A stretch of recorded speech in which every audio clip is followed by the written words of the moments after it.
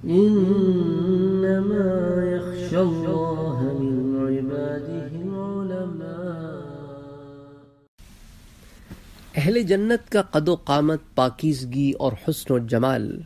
حضرت ابو ہریرہ رضی اللہ تعالی عنہ سے روایت ہے کہ اللہ کے رسول صلی اللہ علیہ وآلہ وسلم نے ارشاد فرمایا کہ پہلا گروہ جو جنت میں داخل ہوگا ان کی صورتیں 14ویں رات کے چاند کی طرح چمکتی دمکتی ہوں گی، اور جو لوگ ان کے بعد دوسرے نمبر پر داخل ہوں گے ان کی صورتیں بہت زیادہ روشن ستارے کی طرح منور ہوں گی۔ سب جنتیوں کے دل ایک ہی دل پر ہوں گے، یعنی ان کے آپس میں ایسی محبت ہوگی جیسے قالب بہت ہوں اور قلب ایک ہوں، ان میں آپس میں کوئی اختلاف نہ ہوگا اور نہ ہی کوئی بغض ہوگا۔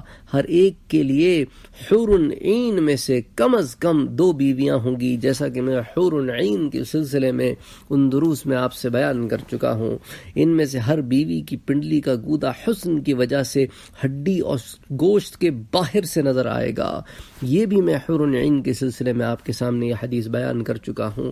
اور یہ لوگ صبح و شام اللہ کی تسبیح کریں گے، نہ بیمار ہوں گے، نہ ناک سے کبھی ان کے پانی بہے گا، نہ ان کو تھوک آئے گا۔ ان کے برتن سونے اور چاندی کے ہوں گے، ان کی کنگیاں سونے کی ہوں گی، ان کی انگیٹھیوں میں خوشبو پھیلنے کے لیے جو چیز جلے گی وہ عود ہوگی، اور ان کا پسینہ مشک کی طرح خوشبودار ہوگا۔ اس حدیث کو امام بخاری نے بخاری شریف میں روایت کیا ہے۔ اس حدیث سے اہل جنت کے حسن و جمال اور ان کی بیویوں کی خوبصورتی کا حال معلوم ہوتا ہے۔ اس کے علاوہ ان کی صفائی اور ستھرائی کا بھی پتہ چلتا ہے۔ ان کو نہ ناک صاف کرنے کی ضرورت پڑے گی، نہ تھوکنے کی حاجت ہوگی۔ ایک اور روایت میں یہ بھی ہے کہ اہل جنت نہ پیشاب کریں گے، نہ ان کو پخانے کی حاجت ہوگی، بلکہ جو پسینہ آئے گا وہ گرمی کی وجہ سے نہ ہوگا بلکہ کھانا ہضم ہو جانے کا ذریعہ ہوگا، جس کا پہلے بیان ہو چکا ہے۔ اور جب یہ ان کو پسینہ آئے گا تو وہ پسینہ خوشبودار اور خوشگوار ہوگا، سبحان اللہ، اور اس میں مشک کی خوشبو ہوگی۔ تو حدیث جو میں نے ابھی آپ کے سامنے بیان کی ہے کہ اہل جنت کی انگیٹھیوں میں جلنے والی چیز عود ہوگی۔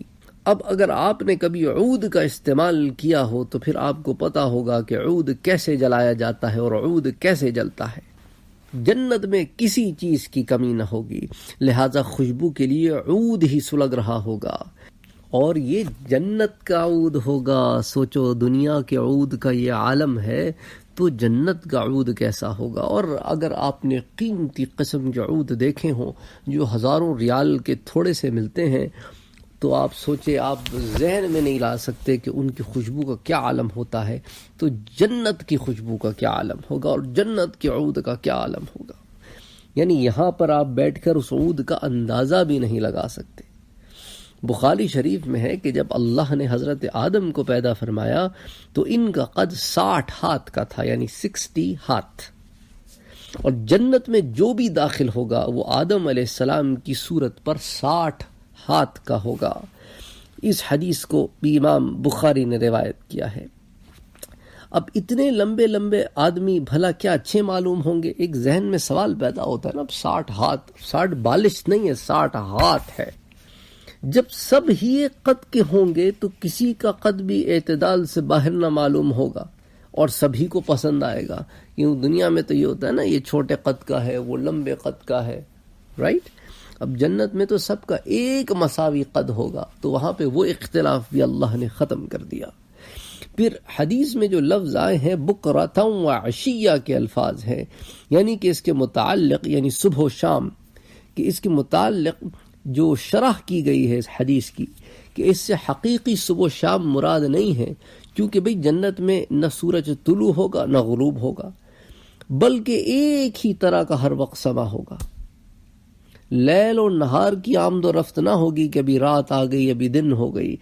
فتح الباری میں ایک روایت نقل کی گئی ہے کہ عرش الہی کے نیچے ایک پردہ لٹکا ہوا ہوگا، اس کا لپیٹ دیا جانا شام کی علامت ہوگا اور اس کا پھیل جانا صبح کی نشانی ہوگی، یعنی مقررہ وقفہ گزر جانے پر اس پردے سے صبح و شام کی علامات ظاہر ہوا کریں گی۔